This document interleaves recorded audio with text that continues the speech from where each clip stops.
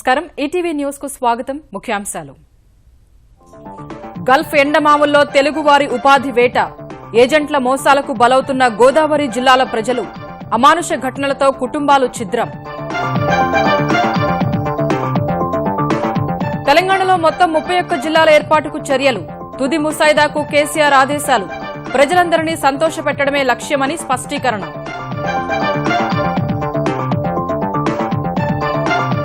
తెలంగాణలో పంటలకు పగటిపూటే 9 గంటల విద్యుత్ రైతుల అవసరానికి తగ్గట్టుగా సరఫరా రబీకి సిద్దం కావాలని అధికారులకు సీఎం దిశానిర్దేశం ఆరోగ్యశ్రీ సేవలు నిలిపివేసిన ఆసుపత్రులపై తెరాస సర్కారు ఆగ్రహం బకాయిల కింద 250 కోట్లు విడుదల కొనసాగిస్తున్న వారికే చెల్లింపుల్లో ప్రాధాన్యం ఆంధ్రప్రదేశ్లో అధిక ధరలకు సిమెంట్ విక్రయాలపై ప్రభుత్వం మండిపాటు తగ్గించాల్సిందేనని స్పష్టీకరణ ప్రజా ప్రయోజనంపై రాజీ ఉండదన్న యనమల దేశంలో పట్టణాభివృద్ధికి కేంద్రం సరికొత్త ప్రణాళికలు సత్వర సుస్థిర ఆర్థిక ప్రగతి లక్ష్యమన్న వెంకయ్య జీవన ప్రమాణాలు మెరుగుపడతాయని విశ్వాసం బారాముల్లాలో ఉగ్రవాద దాడి ఘటనపై భిన్న కథనాలు కానరాని ముష్కరుల ఆచూకీ చీకట్లో పారిపోయారని చెబుతున్న అధికారులు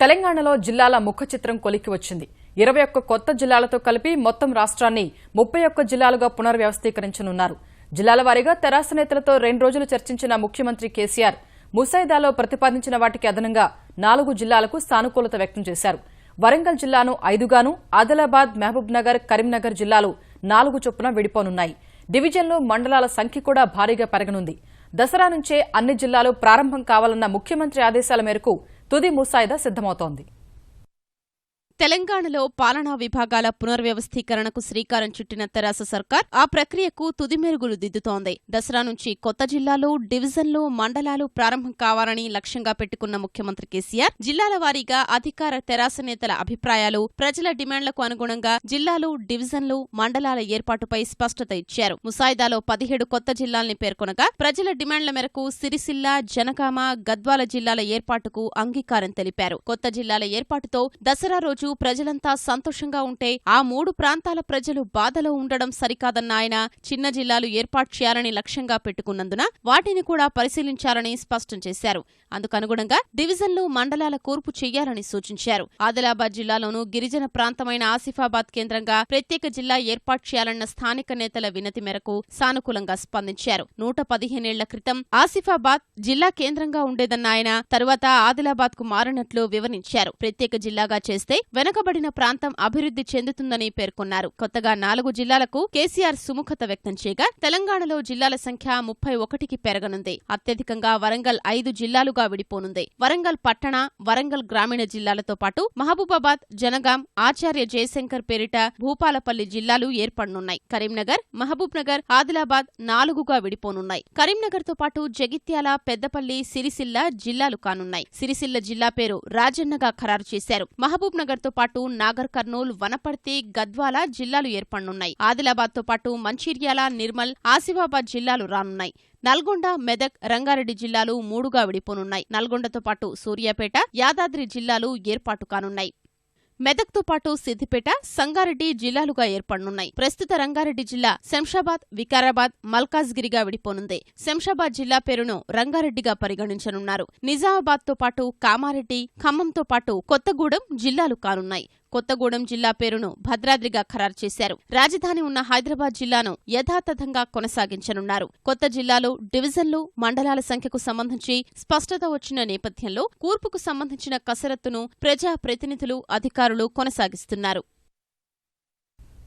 తెలంగాణలో పంటలకు పగటిపూటే 9 గంటల విద్యుత్ అందించాలని ముఖ్యమంత్రి కేసీఆర్ అధికారులను ఆదేశించారు వర్షాలు బాగా పడినందున రబీలో పెద్ద ఎత్తున పంటలు సాగు చేస్తారని చెప్పిన ఆయన అందుకు అనుగుణంగా విద్యుత్ సరఫరా చేయాలని స్పష్టం చేశారు తెలంగాణలో విద్యుత్ ఉత్పత్తి సరఫరా డిమాండ్పై మంత్రి జగదీష్ రెడ్డి జెన్కో సీఎండీ ప్రభాకర్ రావుతో మాట్లాడిన కేసీఆర్ వర్షాలు బాగా కురిసినందున భూగర్భ జలమట్టాలు భారీగా పెరిగాయని వివరించారు పంపు సెట్ల వ్యవసాయం ఎక్కువగా ఉన్నందున విద్యుత్ డిమాండ్ పెరిగే అవకాశం ఉందని అందుకు అనుగుణంగా సరఫరాకు సిద్దంగా ఉండాలని స్పష్టం చేశారు. థర్మల్ కేంద్రాలతో పాటు శ్రీశైలం, లోయర్ జూరాల, అప్పర్ జూరాల, పోచంపాడు, సింగూరు ప్రాజెక్టుల వద్ద జల విద్యుత్ ఉత్పత్తి చేస్తున్నామని సీఎంకు అధికారులు వివరించారు. రబీ సీజన్ నాటికి అన్ని రకాలుగా 9,000 మెగావాట్ల విద్యుత్ అందుబాటులో ఉంటుందన్న ముఖ్యమంత్రి ఛత్తీస్గఢ్ నుంచి మరో 1,000 మెగావాట్లు అందుతుందని తెలిపారు. ఈ నేపథ్యంలో రైతుల అవసరాలకు అనుగుణంగా విద్యుత్ సరఫరా చేసేలా కార్యాచరణ రూపొందించుకోవాలని ఆదేశించారు. బకాయిలు చెల్లించడం లేదంటూ తెలంగాణలోని ప్రైవేటు ఆసుపత్రుల్లో ఆరోగ్యశ్రీ సేవలు అకస్మాత్తుగా నిలిపివేయడాన్ని ప్రభుత్వం తీవ్రంగా పరిగణిస్తోంది. ఆరోగ్యశ్రీ పథకానికి 250 కోట్ల రూపాయలు విడుదల చేసేందుకు ఆర్థిక శాఖ ఆమోదం తెలపగా ఇబ్బందుల్ని ప్రభుత్వం దృష్టికి తీసుకురాకుండానే సేవల్ని నిలిపివేయడంపై ఆగ్రహంతో ఉన్నట్లు తెలుస్తోంది. సేవలు నిలిచి 3 రోజులుగా రోగులు అవస్థలు పడుతున్నందున తెలంగాణ వైద్యారోగ్య శాఖ మంత్రి లక్ష్మారెడ్డి ఉన్నత స్థాయిలో చర్చలు జరిపారు. ఈ నేపథ్యంలో మిగిలిన నిధులను కూడా వారం రోజుల్లో ఇచ్చేందుకు ఆర్థిక శాఖ హామీ ఇచ్చిందని వైద్యారోగ్య శాఖ ముఖ్య కార్యదర్శి రాజేశ్వర్ తివారీ వెల్లడించారు. తెలంగాణలో 223 ఆసుపత్రులుండగా ప్రస్తుతం 89 ఆసుపత్రులు మాత్రమే ఆరోగ్యశ్రీ సేవలు నిలిపివేశాయని తెలిపారు. ఇప్పటికీ ఆరోగ్యశ్రీ సేవలు కొనసాగిస్తున్న ఆసుపత్రులకు మొదట చెల్లింపులు జరపాలని చర్చలో తీర్మానించినట్లు తెలుస్తోంది. మరోవైపు బకాయిలు విడుదల చేసిన తర్వాతే సేవల్ని పునరుద్దరించాలని ప్రైవేటు ఆసుపత్రుల సంఘం స్పష్టం చేసింది. గల్ఫ్ దేశాల్లో ఉపాధి మాయ నకిలీ ఏజెంట్లకు కాసులు కురిపిస్తుంటే అమాయకులను నరకంలోకి నెట్టేస్తోంది. దళారుల మాటలు నమ్మి అప్పులు చేసి మరీ అరబ్ దేశాలకు వెళుతున్న వారు అక్కడ అష్టకష్టాలు అనుభవిస్తున్నారు. చివరికి ఆశల సౌధం కూలి అప్పుల అగాధంలో కూరుకుపోతున్నారు. ప్రభుత్వాధికారుల పర్యవేక్షణ లేకపోవడం వల్ల ఆంధ్రప్రదేశ్లోని గోదావరి జిల్లాలకు చెందిన వందలాది మంది ఉద్యోగాల వేటలో సమిధలుగా మారుతున్నారు.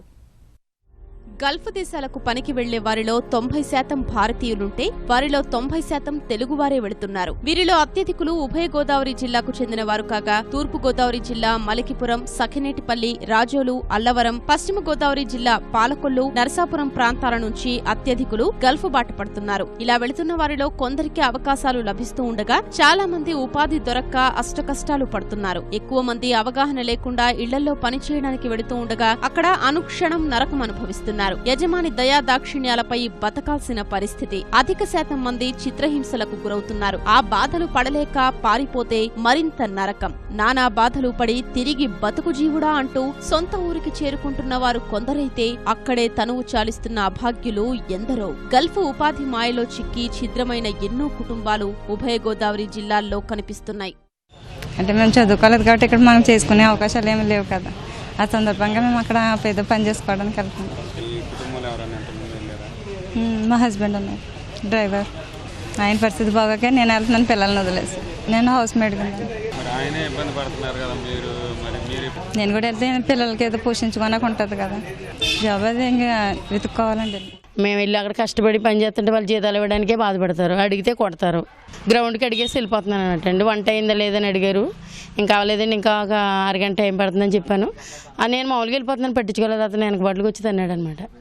అప్పుడే వారం రోజులు నేను అసలు లేవనే లేదు. ఇంకా అసలు నేను ఇరిగిపోయింది అనుకున్నాను. నేను ఆవిడ గల్ఫ్ వెళ్ళిపోయింది, ఇంకా నేను పట్టించుకోవాలి ఇలా అంటే ఆయన ఇక్కడ ఏంటుందో చనిపోయారండి.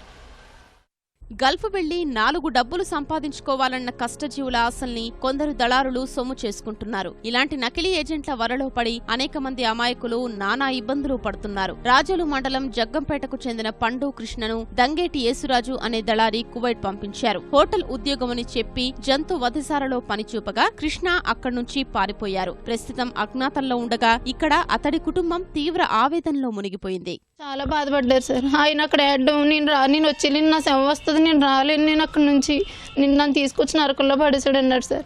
మళ్ళీ అది కాదండి, పోతే నా డబ్బులే పోతాయి కదా, ఇంటికి పంపించేయండి అని మా వారు సేట్ తెలుగు వాళ్ళ చేత అడిగిస్తే, లేదు నీకు నేను వీసా దగ్గర నుంచి టికెట్తో సహా ఫ్రీగా ఖర్చు అంతా నేనే పెట్టుకున్నాను, డబ్బంతా కడితే వెళ్ళు లేకపోతే పంపను నేను అని అన్నాడు సార్.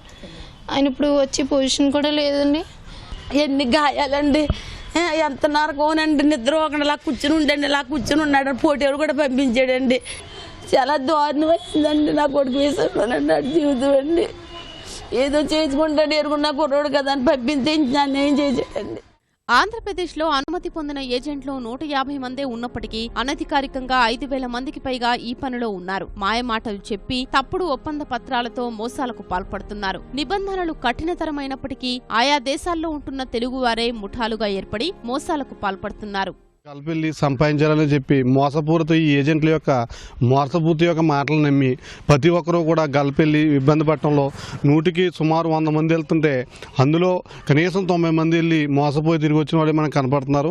ఈ మల్కీపురం ప్రాంతంలో పోలీస్ స్టేషన్లో పర్ ఇయర్ 150 కేసెస్ రిపోర్ట్ అవుతుంటాయి. అది సివిల్ మ్యాటర్ కావచ్చు, క్రిమినల్ మ్యాటర్ కావచ్చు, లేదంటే కనుక ఈ భార్యాభర్తల తగాదాలు కావచ్చు. ఏ కేసు అయినా సరే అవుట్ ఆఫ్ 150-120 కేసెస్ గల్ఫ్కి రిలేటెడ్గానే ఉంటాయండి. గల్ఫ్ దేశాలకు వెళ్లేవారు నకిలీ ఏజెంట్ల పట్ల జాగ్రత్తగా ఉండాలని సామాజికవేత్తలు విజ్ఞప్తి చేస్తున్నారు. వీరి ఆగడాల్ని ప్రభుత్వ యంత్రాంగం నియంత్రించి బాధితుల్ని ఆదుకోవాలని కోరుతున్నారు.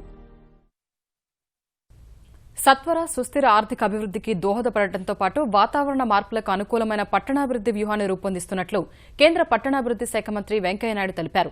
ప్రపంచ ఆవాస దినోత్సవం సందర్భంగా భారత ఆవాస ప్రాంత జాతీయ నివేదికను ఢిల్లీలో ఆవిష్కరించిన కేంద్ర మంత్రి ఇంతవరకు కనీస వసతుల కల్పనపైనే దృష్టి సారించామని, ఇకపై పట్టణీకరణకు కూడా భారీ ప్రోత్సాహం ఇస్తామని చెప్పారు.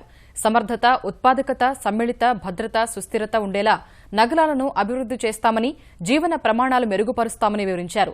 చెత్త పేరుకుపోవటాన్ని నిరోధించడం, పచ్చదనాన్ని పెంచడం, మురికి కాలువల్ని మెరుగుపరచడం కూడా సుస్థిర పట్టణీకరణలో ముఖ్యమైన అంశాలని తెలిపారు. మరోవైపు దేశంలో స్థిరాస్తి వ్యాపారాన్ని నియంత్రించే చట్టానికి సంబంధించిన నిబంధనలు రూపొందించినట్టు వెల్లడించిన ఆయన ఈ నిబంధనలను అన్ని రాష్ట్రాలకు పంపామని, రాష్ట్రాలు నియంత్రణ అథారిటీలు నియమించిన తర్వాత చట్టం అమల్లోకి వస్తుందని తెలిపారు. స్థిరాస్తి నియంత్రణ చట్టం అయితే ఉందో అది కేంద్ర ప్రభుత్వం ఇప్పటికే పార్లమెంట్ ద్వారా ఆమోదం పొంది రూల్స్ ను కూడా తయారు చేసింది. రాష్ట్రాలకు పంపిస్తూ ఉన్నాము.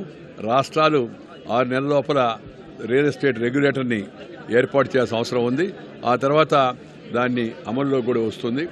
ఇవన్నీ కూడా ప్రజల యొక్క ఉపయోగార్థం వెబ్సైట్లో పెట్టడం జరిగింది. ప్రజల నుంచి కూడా సలహాలు వచ్చాయి. సలహాలను కూడా దృష్టిలో పెట్టుకుని సంబంధిత సంస్థలతో మాట్లాడి తుది నిర్ణయం కూడా ఇప్పటికే తీసుకోవడం జరిగింది. ప్రజా ప్రయోజనాల విషయంలో ప్రభుత్వం ఎప్పటికీ రాజీ పడదని ఆంధ్రప్రదేశ్ ఆర్థిక శాఖ మంత్రి యనమల రామకృష్ణుడు అన్నారు.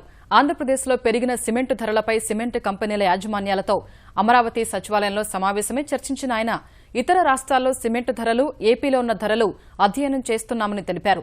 గృహ నిర్మాణ పథకాలు, ప్రభుత్వ ప్రాజెక్టులకు ఎంత ధర ఉండాలనే అంశంపై మంత్రివర్గ ఉపసంఘం నిర్ణయం తీసుకుంటుందన్నారు. తెలంగాణలో గృహ నిర్మాణ పథకాలకు 230 రూపాయలకే సిమెంటు సరఫరా అవుతోందన్న యనమల ఏపీలో బస్తా 340 రూపాయల వరకు ఉండటం సరికాదన్నారు. రాష్ట్రాల్లో ఎట్లా ఇస్తే ఇక్కడ కూడా అక్కడే అంతే ఇవ్వాల్సి వస్తుంది. Because housing is for power sections. Government కొంత సబ్సిడీ ఇస్తున్నాం, సెంట్రల్ గవర్నమెంట్ సబ్సిడీ ఇస్తుంది. కాబట్టి పేదవాళ్ళకి ఇచ్చే హౌసింగ్ లో మీరు ఎట్టి పరిస్థితుల్లో కూడా కన్సెషన్ మేము గవర్నమెంట్ చెప్పినట్టు చేయాలని చెప్పాను. బహుశా రఫ్ గా 230-220 అట్లా ఉండొచ్చు. అదేవిధంగా గవర్నమెంట్ యాక్టివిటీస్ కూడా రీజనబుల్ ప్రైస్కి ఇవ్వాలి. పబ్లిక్ కూడా మరీ ఎక్కువ కాకుండా గవర్నమెంట్కి ఇచ్చేదానికి పబ్లిక్ ఇచ్చేదానికి పెద్ద గ్యాప్ లేకుండా ఉండాలనేటువంటిది ప్రభుత్వం యొక్క ఆలోచన. ఆంధ్రప్రదేశ్లో రైతులకు రుణ పరపత్తుల ఇబ్బంది రాకూడదని, విరివిగా రుణాలివ్వాలని ముఖ్యమంత్రి చంద్రబాబు పదే చెబుతున్నప్పటికీ ఆచరణలో మాత్రం అది సాధ్యపడటం లేదు. పంట వేసిన కౌలు రైతుకు రుణం అందేలా చూడటానికి పంట సాగు ధృవీకరణ పత్రాన్ని వ్యవసాయ శాఖ జారీ చేస్తే దాని ఆధారంగా రుణం ఇవ్వడానికి బ్యాంకులు ముందుకొచ్చాయి. ఈ విధానానికి ప్రభుత్వం ప్రాధాన్యం ఇచ్చినప్పటికీ వ్యవసాయ శాఖ స్పందించలేకపోయింది. ఫలితంగా కౌలు రైతులకు పంట సాగు ధృవీకరణ పత్రాలు సరిగా అందటం లేదు. ఇప్పటివరకు 30,239 ధృవీకరణ పత్రాలను మాత్రమే వ్యవసాయ శాఖ జారీ చేయగలిగింది. ఈ పత్రాలు ఉన్న రైతులకు బ్యాంకుల నుంచి రుణం అందేలా చూడటం సహా పంట నష్టపోతే ప్రభుత్వ పరంగా ఇచ్చే పెట్టుబడి రాయితీ కూడా కౌలు రైతుకు అందాలన్నది ప్రభుత్వం ఉద్దేశం కాగా ఈ పత్రాలే కౌలు రైతులందరికీ అందకపోవటం వల్ల ఆశ నీరుకారే పరిస్థితి ఏర్పడింది. రెవెన్యూ శాఖ 5,80,000 మందికి రుణ అర్హత కార్డులను జారీ చేస్తే బ్యాంకుల నుంచి స్పందన సరిగా లేని కారణంగా వీరికి కూడా సరిగ్గా రుణం అందలేదనే అభిప్రాయం వ్యక్తమవుతోంది. ప్రపంచంలోని అత్యుత్తమ విధానాలు స్వీకరిస్తూ కొత్త రాష్ట్రంలో ఎదురయ్యే సవాళ్లను అధిగమిస్తున్నట్లు తెలంగాణ ఐటీ శాఖ మంత్రి కె తారక రామారావు చెప్పారు. హైదరాబాద్లోని Indian school of business ISB, విదేశాంగ శాఖ సంయుక్తంగా నిర్వహించిన సదస్సులో ప్రసంగించిన కేటీఆర్ తెలంగాణ లక్ష్యాలు, ఎదుర్కొంటున్న సవాళ్లు, పెట్టుబడులు తీసుకొస్తున్న తీరును వివరించారు. తమ ప్రభుత్వం ప్రధానంగా విద్యుతుత్పత్తి, మిషన్ భగీరథ, మిషన్ కాకతీయ వంటి మౌలిక సదుపాయాలతో కనీస అవసరాలను తీర్చేందుకు ప్రయత్నిస్తుందన్నారు. అభివృద్ది చెందిన చైనా, జపాన్ వంటి దేశాల్లో వయసు మీరిపోయిన వారి సంఖ్య ఎక్కువగా ఉంటే భారత్ యువతరంతో ఉరకలెత్తుతోందన్న కేటీఆర్ యువత శక్తి సామర్థ్యాలను పూర్తిగా ఉపయోగించుకోవాలని సూచించారు. ఇందుకోసం విద్య, శిక్షణ, పోషకాహారం వంటి అంశాలపై ప్రభుత్వం దృష్టి పెట్టాలన్నారు. పట్టణాల్లో ఉన్న అవకాశాలతో సమానంగా గ్రామాల్లోని యువతకు అవకాశాలు కల్పించాలని వివరించారు.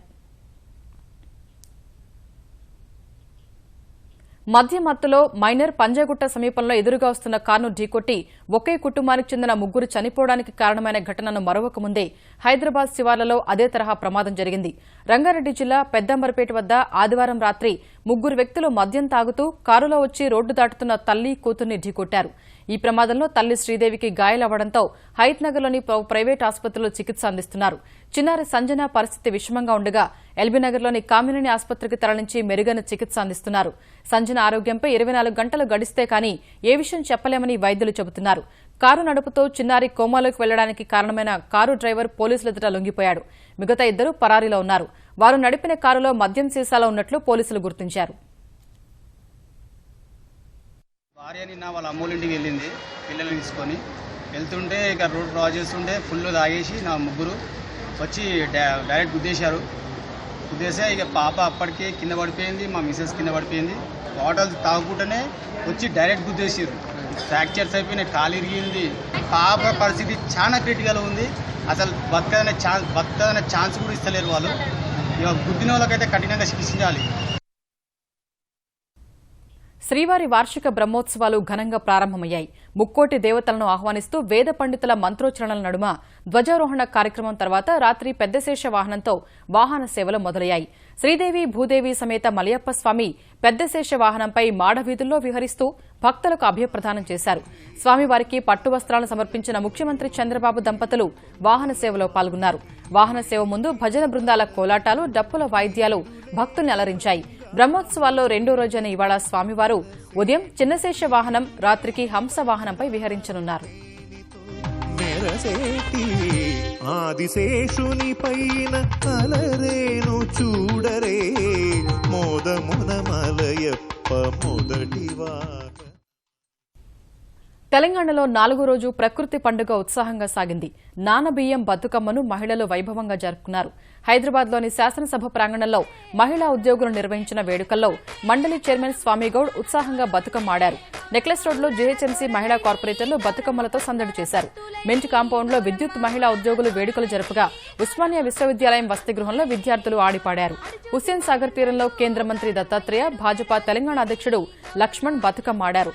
హన్మకొండలో తెలంగాణ జాగృతి ఆధ్వర్యంలో అట్టహాసంగా జరిగాయి. కరీంనగర్ జిల్లా పరిషత్ కార్యాలయంలో వేడుకల్లో ఉపసభాపతి పద్మా దేవేందర్ రెడ్డి, మంత్రి ఈటల రాజేందర్ సతీమణి పాల్గొన్నారు. మెదక్ జిల్లా నర్సాపూర్ మండలం చిప్పల్తుర్తిలో జాగృతి ఆధ్వర్యంలో పూల పండుగ నిర్వహించారు. ఆదిలాబాద్లో హిందూ ఉత్సవ సమితి ఆధ్వర్యంలో సంబురాలు వైభవంగా జరిగాయి. మహబూబ్ నగర్ జిల్లా న్యూ మోతీనగర్ వేడుకల్లో మహిళలు పెద్ద ఎత్తున పాల్గొన్నారు. లక్ష్మిని మహిమలు గౌరమ్మ చిత్రమై తోచునమ్మ. 5 రోజుల భారత పర్యటనలో భాగంగా సింగపూర్ ప్రధాని లీ సియన్ లూంగ్ ఢిల్లీ చేరుకున్నారు. భద్రత, వాణిజ్యం, పెట్టుబడులు సహా అనేక అంశాలపై ప్రధాని మోదీతో ఆయన చర్చలు జరపనున్నారు. భారత్ సింగపూర్ మధ్య ద్వైపాక్షిక బంధం బలోపేతానికి సంబంధించి ప్రధాని మోదీతో లీ చర్చిస్తారు. లీ పర్యటన సందర్భంగా 2 దేశాల మధ్య 3 అవగాహన ఒప్పందాలు కుదరనున్నాయి. పారిశ్రామిక విధానం, నైపుణ్యాభివృద్ది, సాంకేతిక విద్యా రంగాల్లో భారత్ సింగపూర్ ఒప్పందాలు చేసుకోనున్నాయి. పర్యటనలో భాగంగా రాష్ట్రపతి ప్రణబ్ ముఖర్జీ, విదేశాంగ మంత్రి సుష్మా స్వరాజ్తోనూ సింగపూర్ ప్రధాని సమావేశం కానున్నారు. ఈ నెల 5, 6 తేదీల్లో రాజస్థాన్ ఉదయ్పూర్లో పర్యటించి ముఖ్యమంత్రి వసుంధరా రాజేతో సమావేశమవుతారు. జమ్మూ కశ్మీర్ బారాముల్లాలో ఆదివారం రాత్రి సరిహద్దు భద్రతా దళానికి చెందిన శిబిరంపై ఉగ్రవాదుల దాడి ఘటనపై గందరగోళం ఏర్పడింది. శిబిరానికి సమీపంలో అనుమానాస్పద కదలికలను గుర్తించిన ఓ జవాను ఉగ్రవాదులు చొరబడి ఉండొచ్చనే అనుమానంతో కాల్పులకు దిగాడు. ఈ శబ్దంతో శిబిరంలోని సైనికులు అప్రమత్తమై వారు కూడా కాల్పులు ప్రారంభించారు. ఉగ్రవాదులు లోపలికి ప్రవేశించారా లేక బయట నుంచే కాల్పులు జరిపారా అనేది స్పష్టం కాలేదు. 90 నిమిషాల పాటు కాల్పుల తర్వాత పరిసరాల్లో వెలుగుల కోసం సైన్యం ఇల్యూమినేటర్లను ఉపయోగించగా ఉగ్రవాదులెవరూ కనిపించలేదు. అప్పటికే ఉగ్రవాదులు చీకట్లో జారుకుని ఉంటారని ఉన్నతాధికారులు చెబుతున్నారు. కాల్పులు జరిపిన వెంటనే ఉగ్రవాదులు మరో చోటుకి వెళ్లి ఉంటారని అంచనా వేస్తున్నారు. ఈ ఘటనలో ప్రాణాలు కోల్పోయిన నితిన్ ఉగ్రవాదుల తోటాలకు బలయ్యాడా లేదా జవాన్లు పొరపాటున జరిపిన కాల్పుల్లో ప్రాణాలు కోల్పోయాడా అనేది స్పష్టం కాలేదు. బారాముల్లా ఘటనలో 2 ఉగ్రవాదులు హతమై ఉంటారని తొలుత కేంద్ర హోంశాఖ వర్గాలు ప్రకటించినప్పటికీ సైన్యం, బీఎస్ఎఫ్, స్థానిక పోలీసుల్లో ఎవరూ నిర్ధారించలేదు. ఈటీవీ న్యూస్ సమాప్తం. నమస్కారం.